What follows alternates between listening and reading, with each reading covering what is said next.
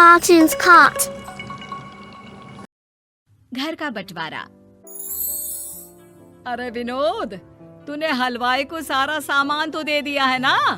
अक्षय की शादी में कोई कमी नहीं रहनी चाहिए। आखिर सबसे छोटा भाई है तुम सबका। हाँ माँ, आप चिंता मत करो, मैं पूरा ध्यान रखूंगा। मंगल बेटा, तूने तो कहा था कि फूल का ऑर्डर दे दिया है, यहाँ तो फूल पहुँचे ही नहीं। अब क्या बहू की विदाई के बाद फूल आएंगे? माँ, मैंने अभी बात की है फूल वाले से, वो रास्ते में ही है। आप किशोर भैया से क्यों नहीं कहती कुछ करने को? किशोर पहले ही मेरे बताए काम कर रहा है। पास के सभी रिश्तेदारों और मोहल्ले वालों को कार्ड वही तो देकर आया था। रिसेप्शन के लिए हॉल भी उसी ने बुक किया था। टेंट कुर्सी वालों को भी तो वही देख रहा है। पर कई मोहल्ले वाले तो हमारे भरे पूरे परिवार से जलते भी है, उन्हें बुलाने की क्या जरूरत थी? बेटा, शादी ब्याह में तो बुलाना ही पड़ता है, नहीं तो लोग क्या कहेंगे। दादी दादी देखो ना, हलवाई अंकल हमें लड्डू नहीं दे रहे, आप इनको डांटो ना।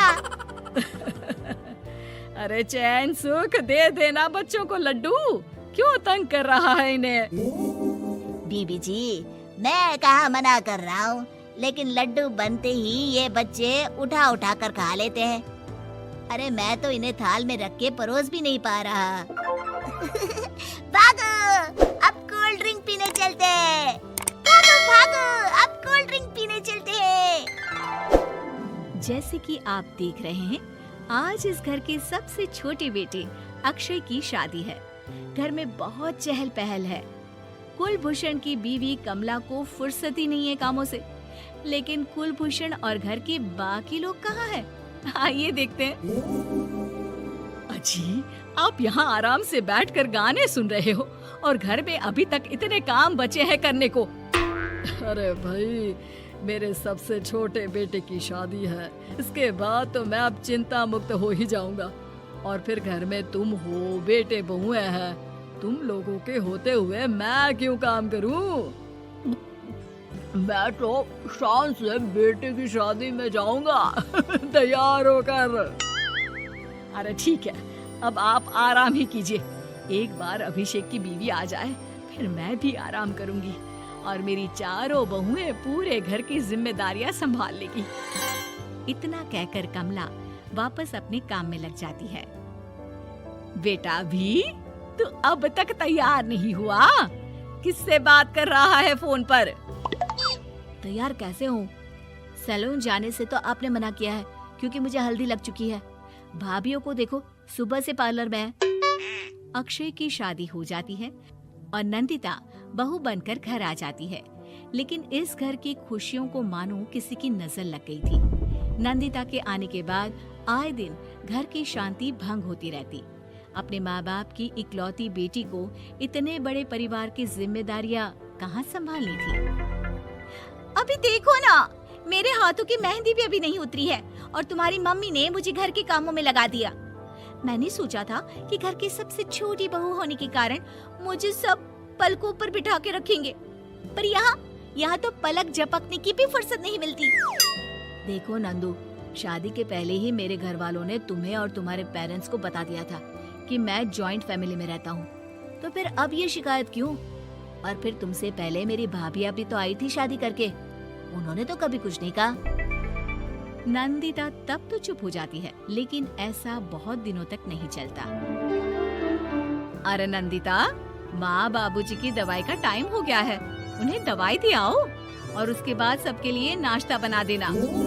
पर भाभी, मैं तो अभी अपना फेवरेट सीरियल देख रही हूँ, प्लीज मेरी जगह आप कर लो ना ये काम। ठीक है, मैं तेरी जगह माँ बाबूजी को दवाई दे आती हूँ और नाश्ता बना लेती हूँ। तू मेरी जगह पूरे घर की डस्टिंग करके 5 बच्चों को स्कूल के लिए तैयार करके भेज देना और दोपहर का खाना बनाने के बाद कपड़े धोकर सुखा देना। उसके बाद हम दोनों मिलकर बाजार जाकर सब्जी ले आएंगे, फिर डिनर की तैयारी कर लेंगे और उसके बाद बस बस भाभी, मैं माँ बाबूजी को दवाई देकर सबके लिए नाश्ता बना देती हूँ। ये भगवान, ये कहाँ लाकर फंसा दिया मुझे। मेरे घर में तो गिनती की 8 रोटियां और 2 सब्जी बनती थी और नाश्ता निपट जाता था। यहाँ तो रोटियों का ढेर और सब्जियां बड़े बड़े पतीलों में बनानी पड़ती है।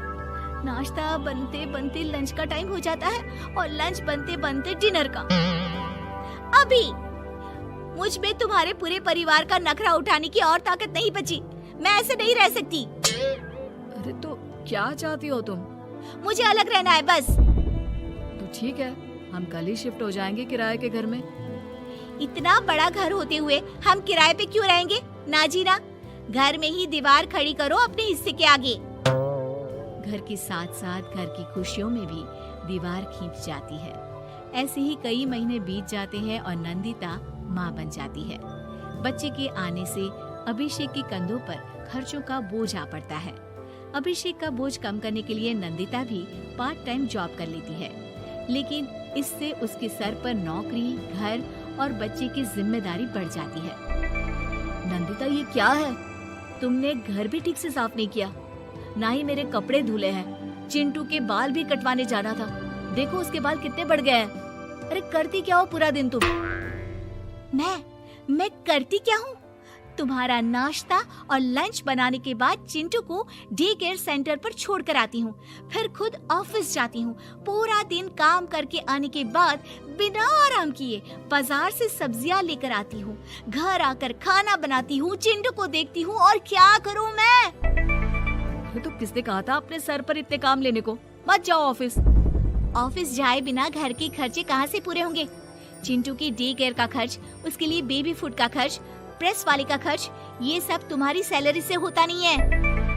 अगर परिवार से अलग नहीं होती तो इतनी मुसीबतें नहीं उठानी पड़ती तुम्हें परिवार के साथ मिलकर काम करने में दिक्कत थी, लेकिन काम तो अब भी बहुत है तुम्हारे सर पर। चिंटू को भी डे केयर भेजने की जरूरत नहीं पड़ती। उसको गोद में खिलाने के लिए दादा दादी और घर के सभी बड़े होते। उसके साथ खेलने के लिए उसके भाई बहन भी होते। मेरे तीनों बड़े भाइयों के बच्चे भी बड़े हुए हैं, लेकिन बिना महंगा बेबी फूड खाए, क्योंकि मेरी माँ और भाभियाँ बहुत अच्छे से जानती है कि बच्चे को क्या खिलाना चाहिए। बिजली के बिल जैसे खर्चे भी सब मिलकर बांट लेते थे, लेकिन तुम्हें तो सबसे अलग रहने में ही मजा आता है, तो अब शिकायत क्यों करती हो? बस करो अभिषेक, बस करो। मैं मानती हूँ कि मैं गलत थी। मेरे एक गलत फैसले ने हमें बिल्कुल अकेला कर दिया है सबसे। एक घर में होते हुए भी हम बाकी परिवार से अजनबियों की तरह रह रहे हैं। अभिषेक और नंदिता की सारी बातें घर के बाकी लोगों को सुनाई दे रही थी। तभी कमला बोल पड़ती है। अरे नंदिता बहू, किसने कहा कि तुम अकेले हो? तुम्हारा इतना भरा पूरा परिवार है ना तुम्हारे साथ। हम तो बस ये चाहते थे कि तुम अपनी गलती समझ जाओ।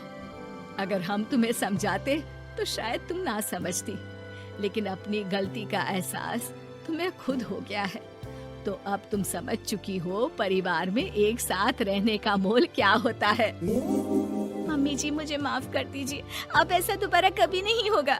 अरे माफी बाद में, पहले मेरा पोता जरा मेरी गोद में तो दे, और तू जाकर सबके लिए चाय बना ला।